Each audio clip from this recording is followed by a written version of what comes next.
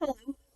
I'm going to tell you the story of Sir Francis Bathurst, an unfortunate nobleman in England who found himself indebted and decided the best thing to do was to come to the Georgia colony to start over again.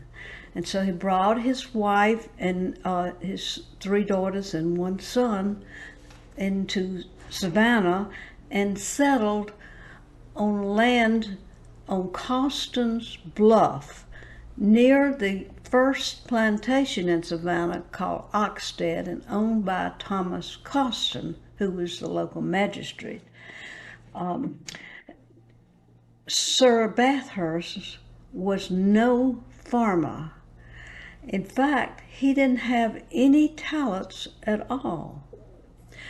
So he depended upon his servants to grow the garden.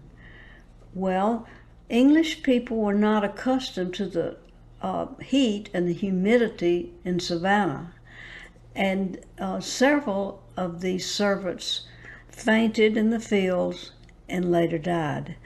Eventually, he lost all of his indigent servants, and the only person left to do the work was himself. So, meantime, the situation got tougher.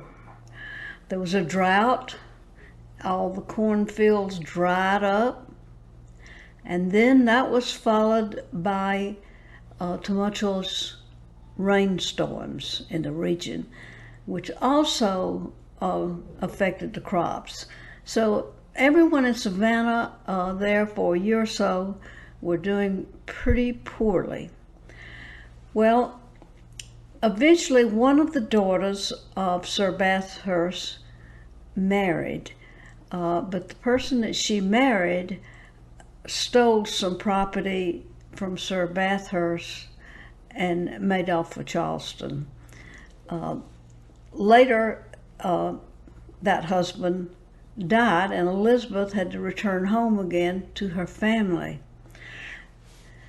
But fortune was never going to be on the side of Sir Bathurst.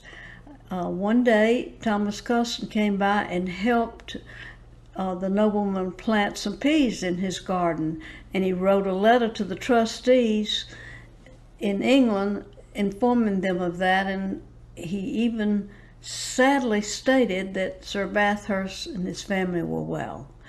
They weren't well at all. And Thomas Coston was not the best at telling the truth, as it later turns out.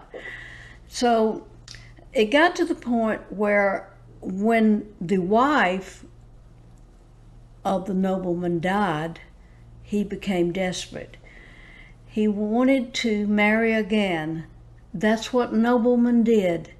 They married for money. And so he looked for a wife that he could marry to get him out of his troubles. And finally, he was told about a rich widow who was residing in Savannah by the name of Mary Pember. So he immediately went to her home and proposed marriage to her. The occasion happened quickly, but as soon as he got her back to Coston Bluff, her creditors showed up. Yes, what a mistake that was. This widow had even more debts than the nobleman. So for several years' time passed and the suffering was great. The debtors were always after the nobleman. And one day, one of the daughters drowned in St. Augustine Creek. Another sad event. Then the following year, the widow died, and so did Sir Francis. What happened next to the farm? Well, the son ran away to Charleston, South Carolina, to avoid paying the debts which Sir Francis owed to the English trustees. End of sad story. Hope you enjoyed it.